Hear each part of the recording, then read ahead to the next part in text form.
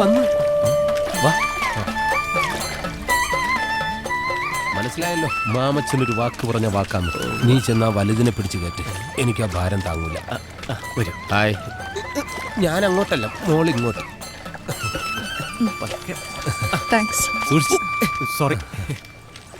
ഇതാ ഞാൻ പറഞ്ഞ ഗോപൻ, ചക്കാട്ടു ഗോപൻ, ആടുഗോപൻ എന്നും പറയാറുണ്ട്. അടിയുള്ളോണ്ടാ.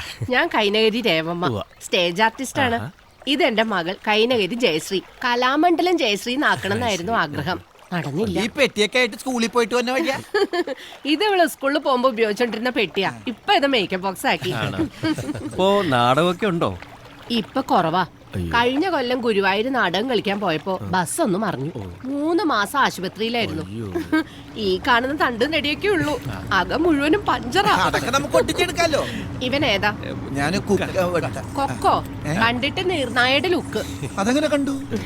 ഇടയ്ക്ക് ഗ്യാപ്പ് കളിക്കാൻ പോകും. എന്റെ കുഞ്ഞമ്മയുടെ മോളും ഗ്യാപ്പ് കളിക്കാൻ പോകും. ഇപ്പൊ തീരം കളിയാ ബോംബേലി നാടകേ. സുശീല ഷട്ടപ്പ്. ചില സമിതികളിൽ കളിക്കുന്നവർക്ക് ചെല്ലാൻ പറ്റാണ്ടാവുമ്പം എന്നെ വിളിക്കും. ഞാനില്ലെങ്കിലേ വേറെ ആരെയും വിളിക്കൂ. അതെന്താ അങ്ങനെ? അത് ഞാൻ എളുപ്പം ഡയലോഗ് പഠിക്കുകയും. ഇവളുടെ അച്ഛനും അങ്ങനെ തന്നെയായിരുന്നു. കേട്ടിട്ടുണ്ടാവും, കൈനകരി ധർമ്മൻ. ഞങ്ങള് തട്ടേ വെച്ചാ പ്രേമിച്ചത്.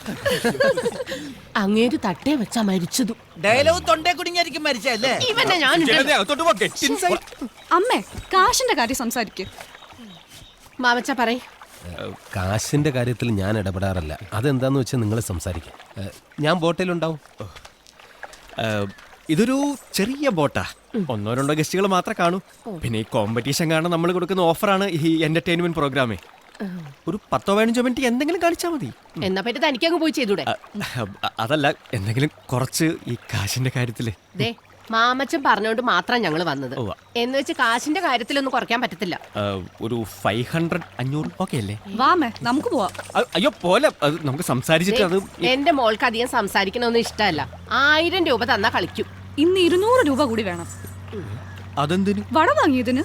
അതെ. നിങ്ങൾ വട വാങ്ങി കഴിച്ചാലും ഞാൻ എന്തിനാ കാശ് തരുന്നത്? തലയിൽ വെക്കുന്ന വട. ഓ, വടയപ്പ തലയിലാണോ വെക്കുന്നത്? വട ഞാൻ വീട്ടിൽ വെച്ച് നടക്കാറില്ല.